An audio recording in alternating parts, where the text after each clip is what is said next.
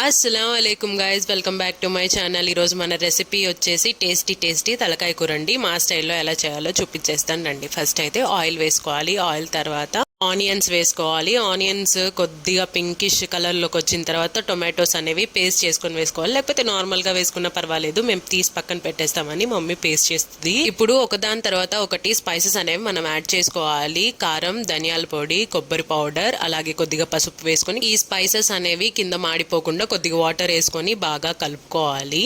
మనం వేసుకున్న పౌడర్స్ అన్నీ బాగా ఆయిల్లో ఫ్రై అయిన తర్వాత ఉప్పు అనేది యాడ్ చేసుకోవాలి. ఉప్పు చూసి వేసుకోండి, ఎందుకంటే మమ్మీ ఆల్రెడీ తలకాయ ముక్కలు ఉన్నాయి కదా, దాంట్లోనే ఉప్పు పసుపు వేసి వాడిచిపెట్టుకోవాలి. వెల్లుల్లి పేస్ట్ వేసిన తర్వాత ఆ ముక్కలు కూడా వేసుకొని కొద్దిగా వాటర్ వేసుకొని బాయిల్ చేసుకోవాలి. మూత పెట్టేసి ఆల్రెడీ బాయిల్ అయిపోయి ఉంటాయి కాబట్టి అంత బాయిల్ చేసుకోవాల్సిన అవసరం లేదు. లాస్ట్గా అయితే చెక్క లవంగా పొడి వేసుకొని దించేసుకోవడమే, అంతే. ఇంకా కర్రీ అయిపోయినట్లే. నచ్చినట్లయితే లైక్ చేయండి.